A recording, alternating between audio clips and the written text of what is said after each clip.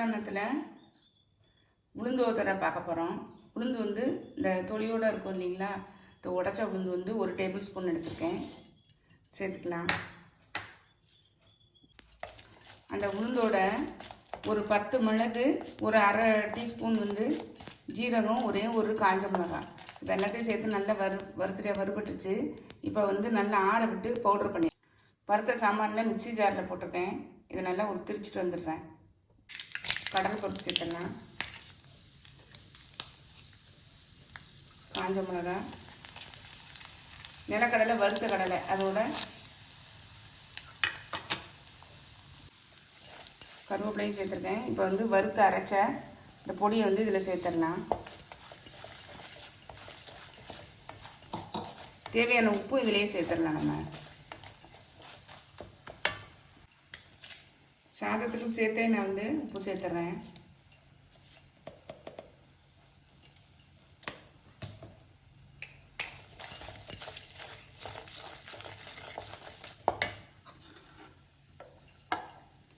சாதத்தை வடித்து வச்சுருக்கேன், இதை சேர்த்துடலாம்.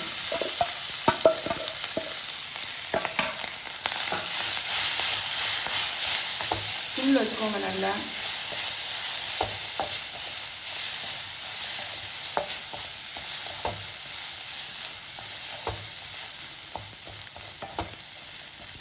அவ்வளோதான், நம்மளுடைய உளுந்தோதரை சூப்பராக ரெடி ஆயிடுச்சுங்க. நீங்கள் கேஷ்யூ நட்டு கூட இதில் சேர்த்துக்கலாம், குழந்தைங்களுக்கு கொடுக்குறதா இல்லை.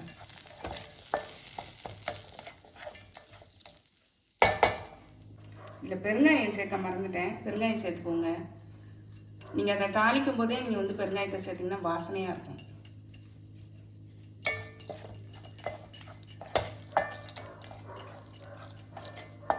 அவ்வளோதான். பாசிப்பருப்பு சுண்டல் பார்த்துடலாம். பாசிப்பருப்பை வந்து ஒரு 2 மணி நேரம் 3 மணி நேரம் வந்து ஊற வச்சு எடுத்துக்கலாம். நான் ஒரு 3 மணி நேரம் ஊற வச்சு எடுத்துருக்கேன். தண்ணியோடய இதில் சேர்த்துறேன். பாசிப்பருப்பு சுண்டலில் லைட்டாக உப்பு போட்டுடுறேன். கொஞ்சம் உப்பு போட்டு மூடி வச்சிடலாம். நல்லா 2 விசில் வரட்டும். மிக்சி ஜார் எடுத்து கொஞ்சம் தேங்காய், ஒரு பச்சை மிளகாய், கொஞ்சம் கருவேப்பிலை, ஒரு அரை டீஸ்பூன் ஜீரகம், இது நல்லா வந்து குறப்பாக அரைச்சிட்டு வந்து காட்டுறேன். இப்போ விசில் இறங்கிட்டு திறந்து பார்த்துடலாம். பாருங்கள், சூப்பராக வந்திருக்கு. நல்லா குழையமாகவும் இருக்குது, அதே சமயத்தில் ரொம்ப குழையாமல் இருக்குது. இப்போ தாளிச்சிடலாம்.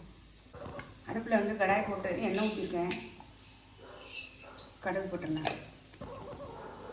இது கூட உளுந்தம்பருப்பு, ஒரே ஒரு சின்ன காஞ்ச மிளகாவை பிச்சு சேர்த்துக்கிறேன். இது கூட அரைச்சி வச்சுருக்கிற அந்த பச்சை மிளகாய், தேங்காய், ஜீரகம் அதை சேர்த்துக்கிட்டேன். வேணால் கொஞ்சம் இஞ்சி சின்ன தூள் சேர்த்துக்கலாம். இது வந்து பச்சை வாசனை போகிற வரைக்கும் லைட்டாக வதக்கி விட்டாச்சு. கொஞ்சம் இதுக்கு மட்டும் லைட்டாக உப்பு சேர்த்துக்கிறேன்.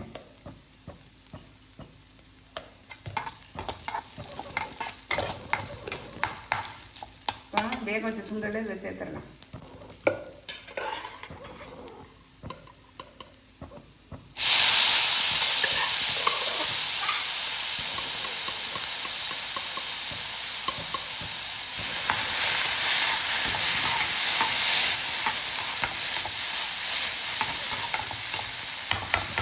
அவ்வளோதான், நம்மளுடைய சுண்டல் சூப்பராக ரெடி ஆயிடுச்சு.